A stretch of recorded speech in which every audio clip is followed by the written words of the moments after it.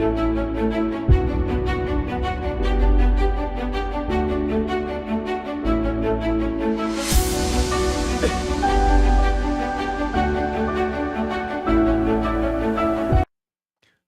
and gentlemen, welcome back to the Opportunity Zone. I'm Nate, and I got Mr. Chris Lavin here from our new, improved studio. I don't know if I'm liking it, though. They're making me sit down. So if you hear a DJ voice or radio voice, If I suddenly turn into DJ of the night, it's because of this microphone. we'll have a little fun with it. We got a lot going on in the news this week. If you haven't been following along, we are continuing. Well, we had a big jobs report come out. We're going to go through that and what it means to you as an investor. We're also going to be going through what's happening right now with both the multifamily market. We're seeing a tightening happen, like the deals of yesterday. They're starting to dry up. We'll talk about that. We'll also talk about the single-family housing market a bit. There's some foreclosures that are coming through the pipeline, cap rates compressing on our multifamily, all that and more, especially the part when we get to the happy Thanksgiving message that Chris is going to get. Gobble, gobble, gobble. Okay.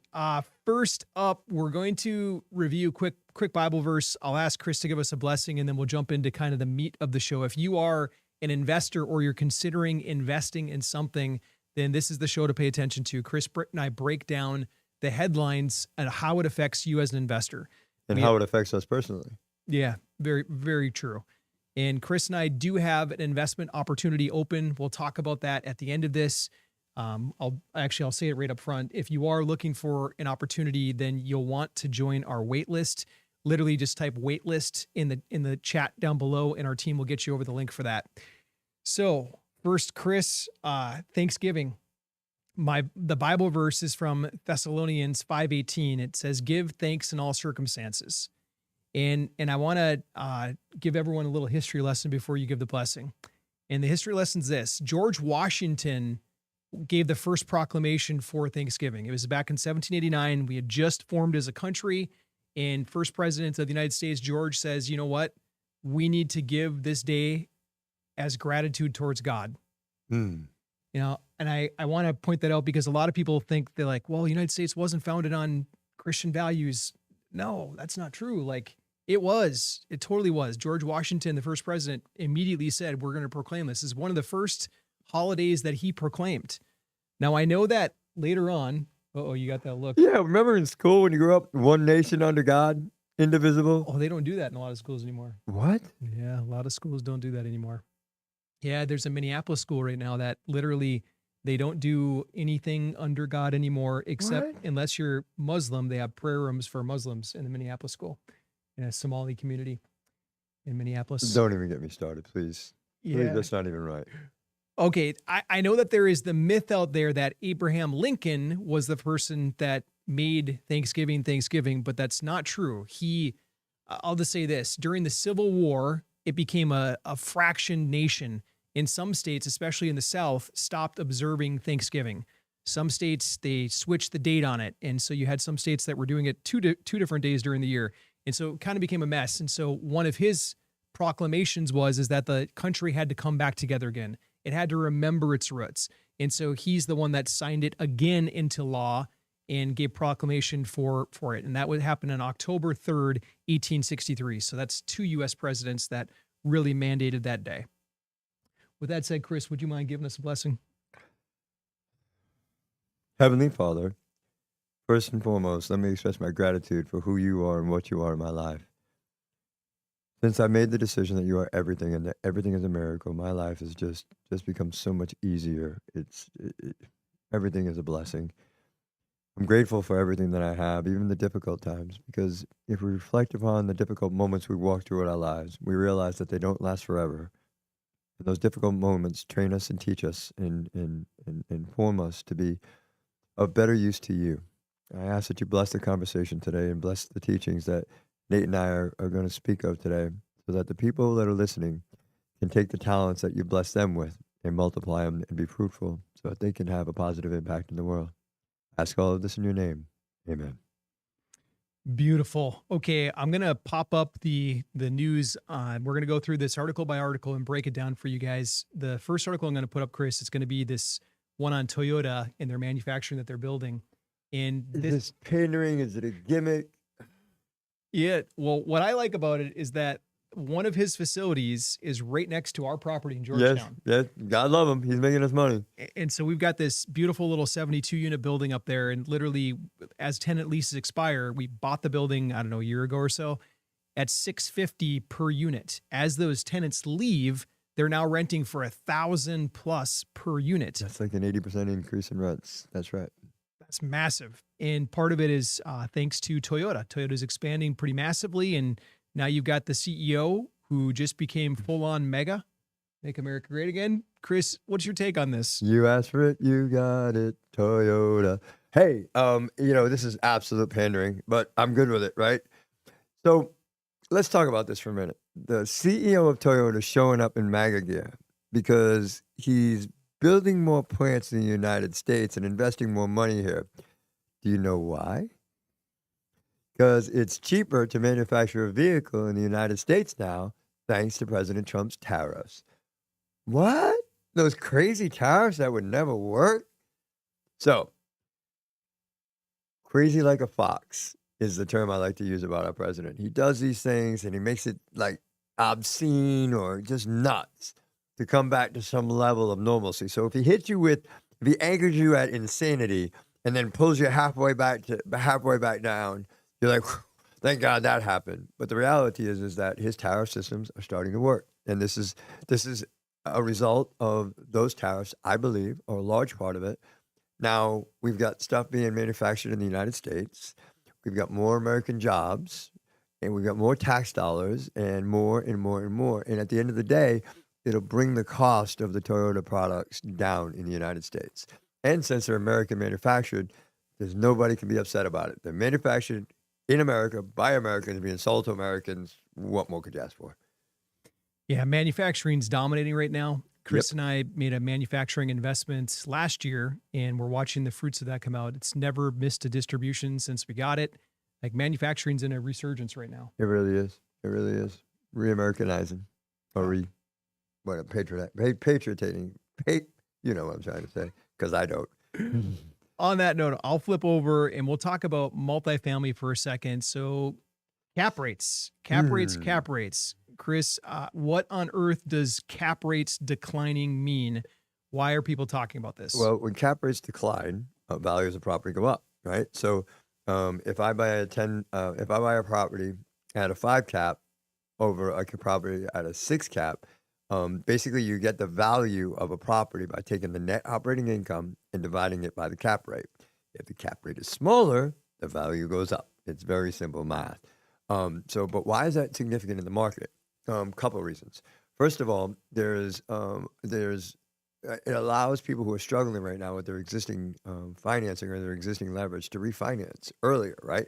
Because now the value of that property is going way up as a result of the reduction of the cap rate. So now, when you couldn't meet the 80% or 75% LTV that you needed, the amount of cash that you needed, you're now able to do it with a lower cap rate because it increases the value of that property. So if a property went from a $90 million property to a $100 million property as a result of that change, you can get a whole bunch more money out of the refinance, pay your debt down, and move forward.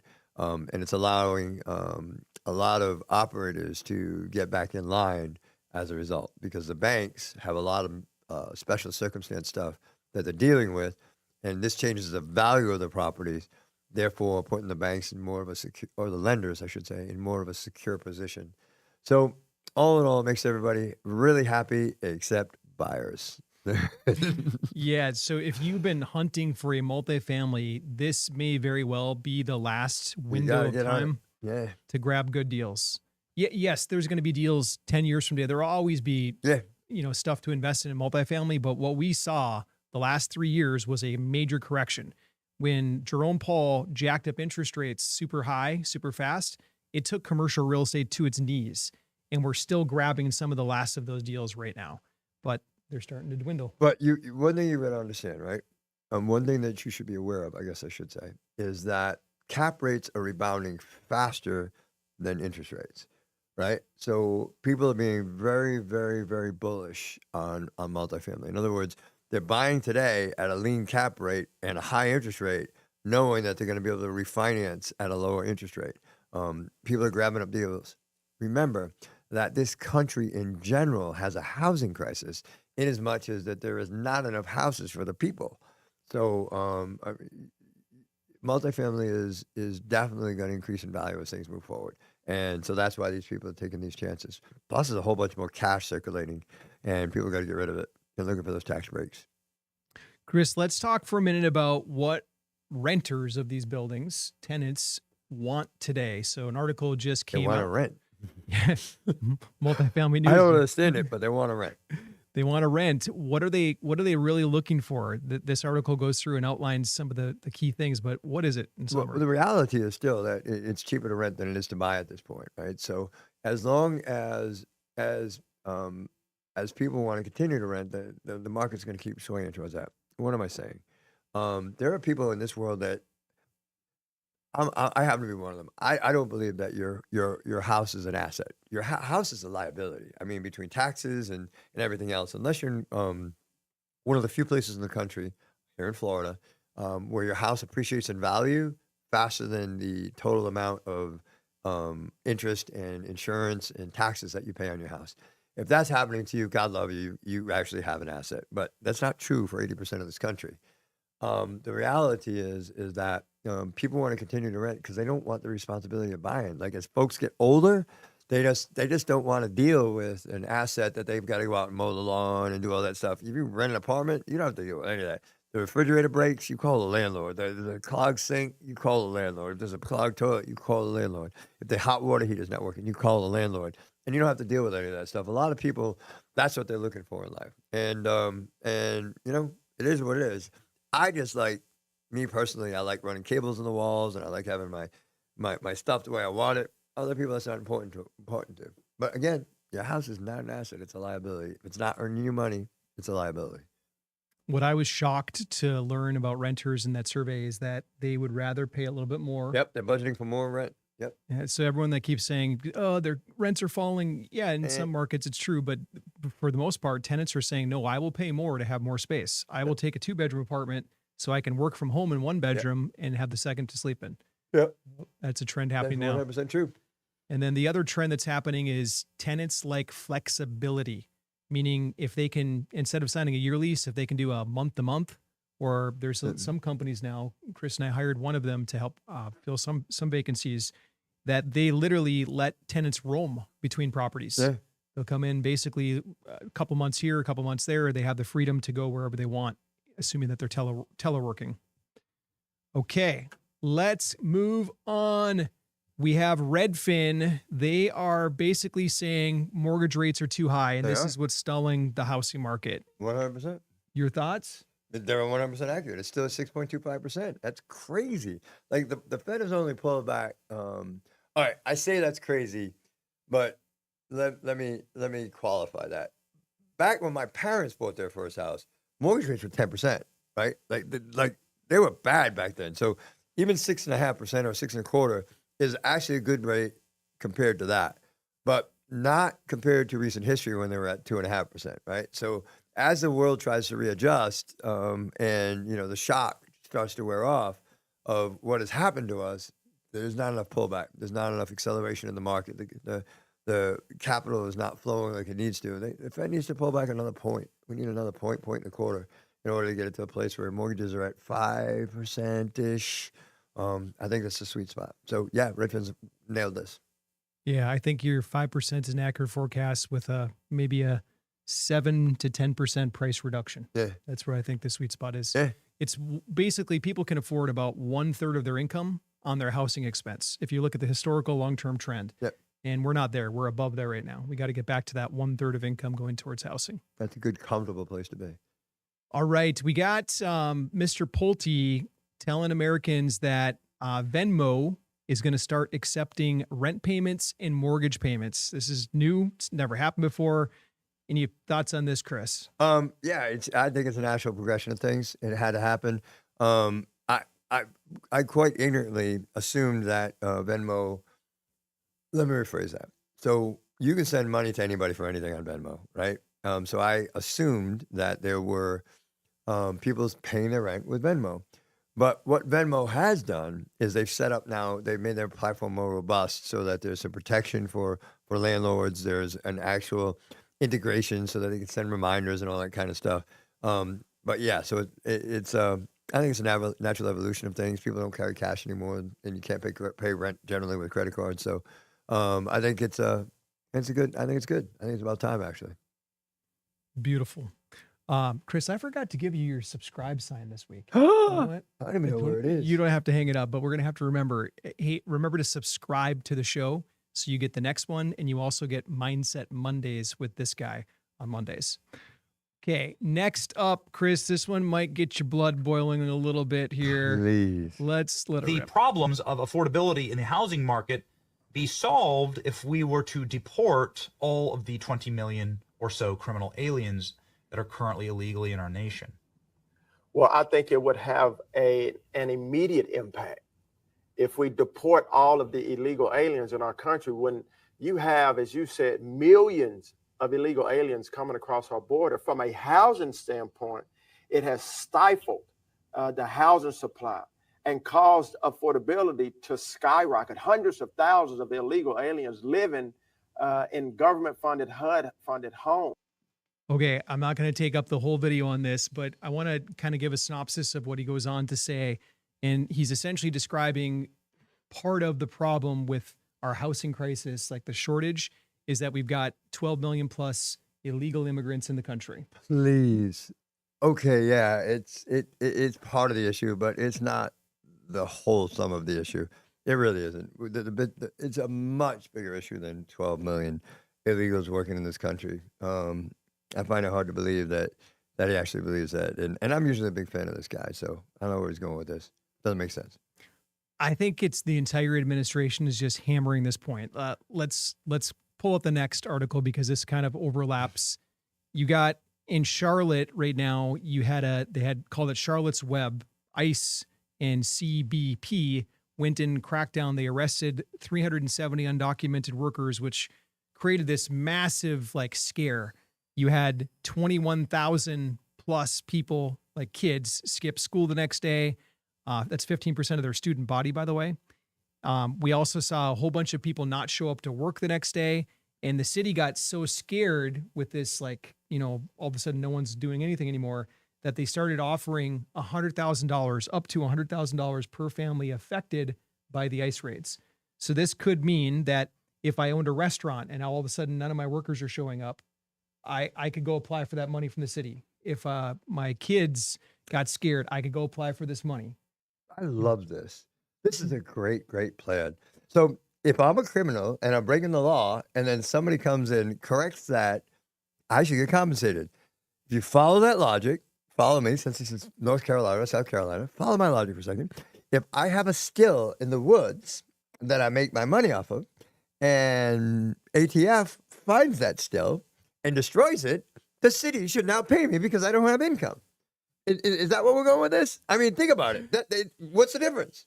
Or let's say I'm a drug dealer and I get most of my income from dealing drugs.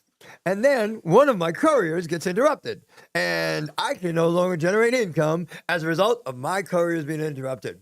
The city should pay me $100,000. You should get $100,000. I like these politics. What city is that? I need Charlotte. Well, Charlotte's a pretty city. Let's go. You happen to have a cabin in the state. I do. I have a cabin in Murphy. Yeah. Yeah. Well, you're paying taxes there. I'm paying taxes. You're contributing towards this. What? Ooh, we hit a soft spot. We hit a nerve. You are paying for this. This is nuts. Come on, seriously. I don't get it. I don't get it. And they only arrested 370? Yeah, it wasn't huge, but it caused a scare. Yeah. The sky is falling.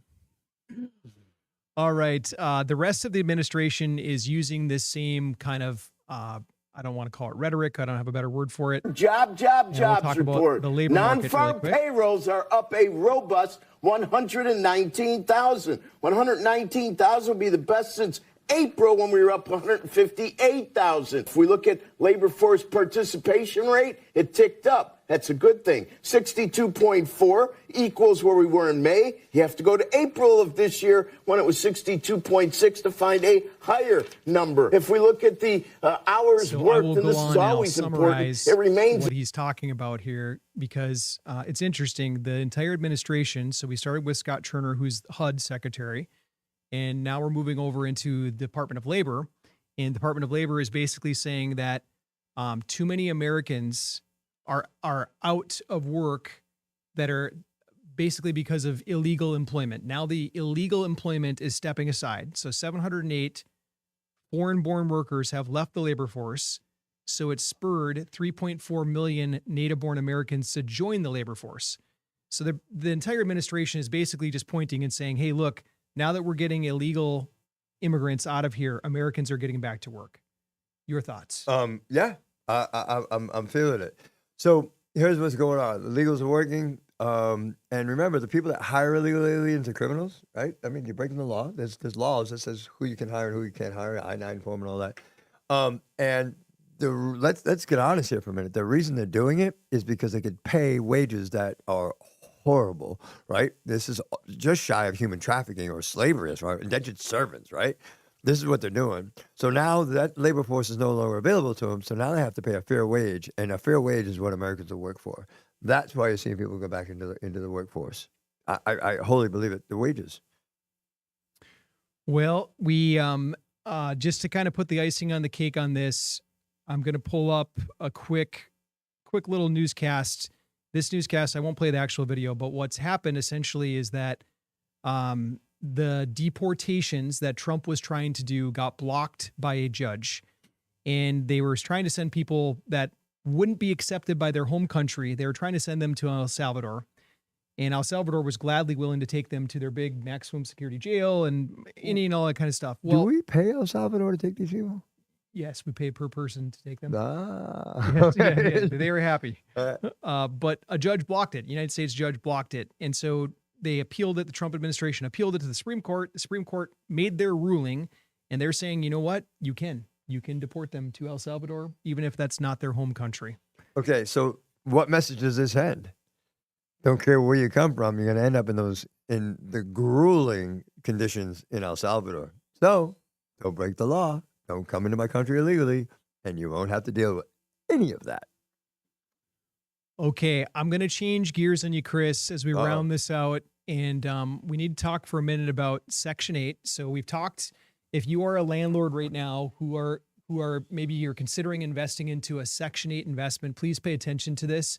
Chris and I have reported on this now for the last few months, but this administration is cutting back a lot of different subsidies. You saw it with SNAP, EBT, food stamps. They're cutting that back. They're making people reapply for it. The same thing is happening with Section 8, a little different format. And there's a video that just went viral of a woman talking about the fact that Section 8 recipients can use that money to actually buy a house. And I don't know if most people don't know this, but let's let her talk about it for a moment. We might as well get that from the government because, now there are Section 8 programs where you can get a mortgage and take your Section 8 rent payment and put it towards your mortgage. So did you know that we are paying our fellow citizens' mortgages too? I didn't know. Maybe I was the last person to know. Maybe you guys all knew this already. You pay such high taxes that you can't afford your own life. You can't afford to buy your own house. You can't afford to give your kids maybe, $10, $20, $30, $100,000 here, kids, to go help them out when they're starting out on their new life or whatever. You can't afford anything. Okay, we will end her rant right there, but she's basically saying, hey, bet you didn't know this, but Section 8 is being used to pay for people's mortgage payments right now. Your thoughts? Well, I mean, she nailed it. The guy that's out there, him and his wife were working, they can't afford to go buy a house, and yet we're giving or awarding people home ownership that are sitting on their couch playing video games. Like, I don't get it. How can anybody justify this? So now I'm working my butt off. I can't afford a house, but my taxes are making it so that you sit at home and buy a house. What's wrong with that formula? It's just nuts. It's just crazy. I wouldn't be surprised if that program's not cut. Oh, it's got to be. It's got to be. I mean, this just doesn't make any sense. None. No sense. None. So to protect our investors, Chris and I walked away from a deal that a lot of people would have written it down on a napkin or whatever and said, this is a good deal. Yeah, amazing. The numbers were great. And they were willing to be flexible. And we're like, yeah, no. Why'd we say no, Chris? Because it's 75% Section 8. 75% Section 8. These people are living on the government teat. And that rug is being pulled off from underneath them. And you're going to see problems here shortly. And the seller happens to be from the West Coast, from California. And she said, well, Section 8's always been great to us. They always pay us. Always take care of us. And that might be true for history, but what's happening right now is the Trump administration, they're cutting back programs. They're reallocating funds. They're doing different things with it. They're not going to make it a forever sit on your couch, play video games, and get money fund. It's going to be a hand up, not a handout. And what was your response to that seller? I remember something like, go home, hippie. That doesn't happen around here. Yeah. And I slammed my hand on the table. That's not the way it went at all. I was more like, that's an interesting line of thought. So you just think that's going to go on and on and on with everything that's going on in this country. Okay. Yeah, so we pass on it, but we want to protect our investors. We don't take a dollar from somebody unless we know we're going to be able to perform with it. Yep. And with that kind of uncertainty in Section 8, it's not where we're going. Chris, we need to talk for a second about the deal. I know you can't talk deals. Oh, let's talk about what you can talk about on the deals before NDAs. Okay, so what do you want to talk about? Let's talk about let's just.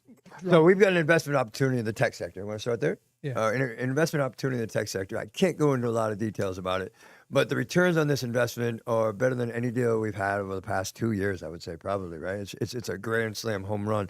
But in order for us to talk to you about that deal, you got to get on our wait list, because what happens is the first tranche of that whole execution was filled by people that were on our wait list that got the inside scoop. We haven't even went public with an internet ad yet, and we raised like $14 million or $13.8 million in 14 days. It was insane.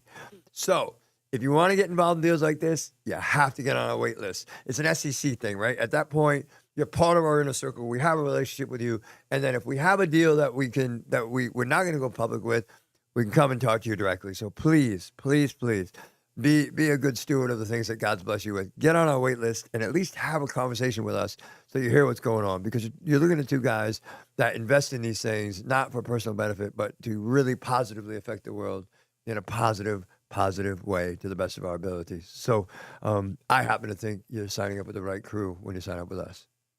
Chris, what does believe in more mean? Believe in more means exactly what you don't think it means. The more has nothing to do with profits. See, my CIO, who's obviously right over there, he could probably hear me, gets mad every time that I say this. But the driving factor or the purpose of our company is not more profits. It's just not. The driving force for our company is the more. And what the more is having a positive effect on people's lives.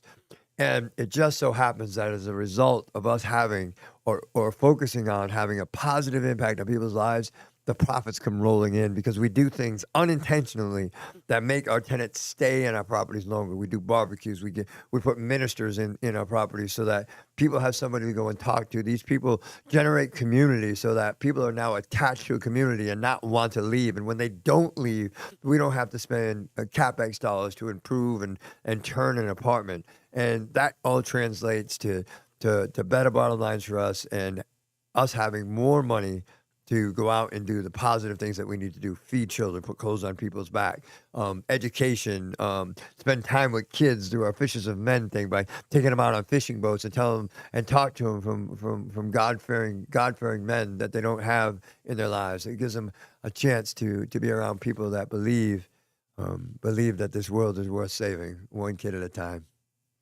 So if you'd like to be part of that, your investments in our deals, it's not just to make this guy a fatter fat cat. Promise. He could have done that many times over again, but instead it makes impact. We're fueling a lot of things that are touching the lives, especially of children, that I feel proud to work for. It's an honor. Chris, and for the wait list, just write the word wait list in the comments, and our team will get you over the link. Just type wait list and we'll get it right over to you. Chris, last words. It's Thanksgiving, man. Hey, as our scripture opened up with, in all things be grateful. And that's so true, man. You know, if you go around today looking for things to be grateful for, I guarantee you'll find it. If you go around looking for things to be miserable for, I guarantee you'll find that too. But in my life, me personally, there was literally a time in my life where I was eating out of a dumpster for Thanksgiving, and that doesn't happen anymore. I'm grateful for every little thing, the people in my lives, the relationships, the friendships, the love, and the good food and the good times. So reach deep down inside today, find something to be grateful for. This is the time of year to do that. And if you don't have anything to be grateful for, reach out to somebody else, shake their hand, smile, and tell them that you're there for them. That will make you feel better. It always makes me feel better. God bless everybody that's listened to us. Thanks for being here. And we hope to see you next week on Mindset Monday and on Opportunity Zone on Tuesday. God bless. See you soon.